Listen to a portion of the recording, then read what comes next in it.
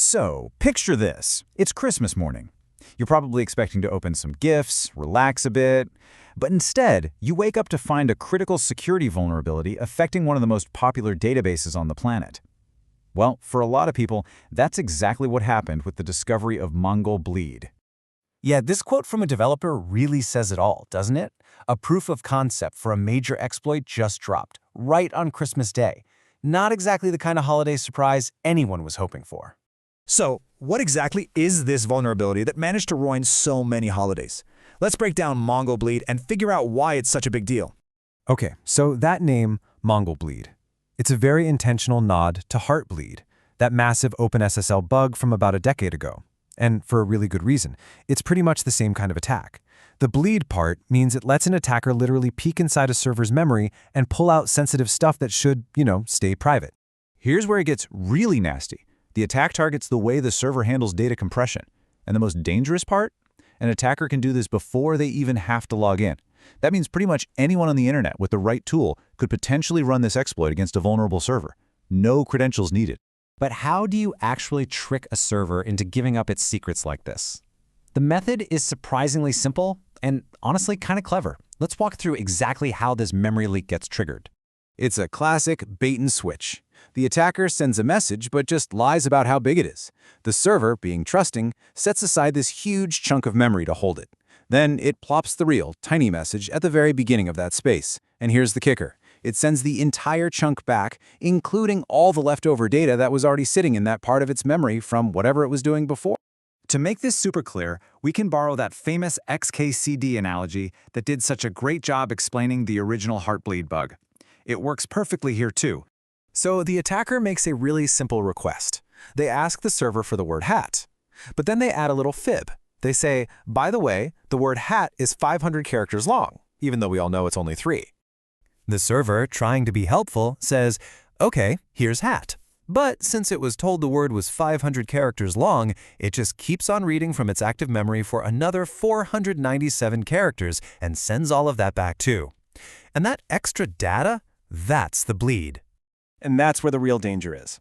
This memory that's leaking out isn't just random garbage. It's what we call uninitialized, which is just a fancy way of saying it's leftover data from previous operations. It could be anything.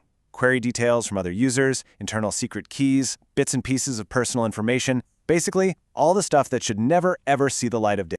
And listen, this isn't just some theoretical threat cooked up in a lab. Mongolbleed has absolutely been used in major, real-world attacks. Let's take a look at the most high-profile case we know about. So you might be wondering, okay, is this just a proof of concept or is this a genuine threat out there? Well, hackers don't exactly waste time when a vulnerability this juicy shows up. The answer is a huge, resounding yes.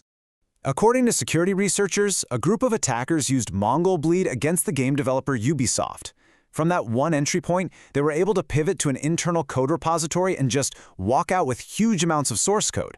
This led to absolute chaos in games like Rainbow Six Siege. We're talking attackers manipulating the game's economy, gifting trillions, with a T, in virtual currency, and just completely disrupting the entire player base. A total mess.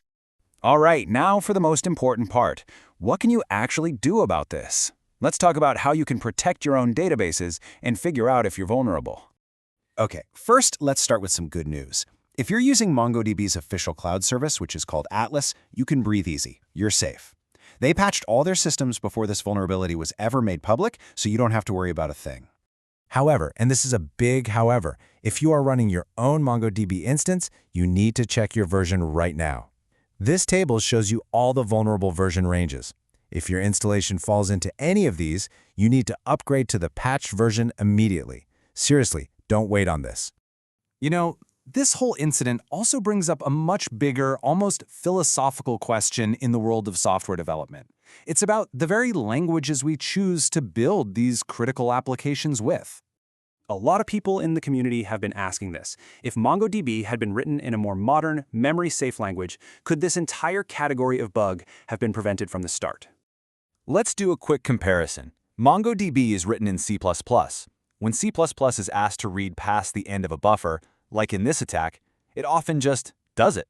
The result is you get a memory leak, but hey, the server keeps on running. Now take a language like Rust, which is specifically designed for memory safety. If you try the same trick, The program will panic and crash itself on the spot. No data gets leaked, but your server goes down. And that leaves us with this really fundamental design choice. When you're faced with an error like this, do you prioritize stability, keeping the server online even if it might be leaking data? Or do you prioritize security, shutting everything down immediately to guarantee that no secrets are ever revealed? It's a huge trade-off at the very heart of modern software engineering. So, which one would you choose?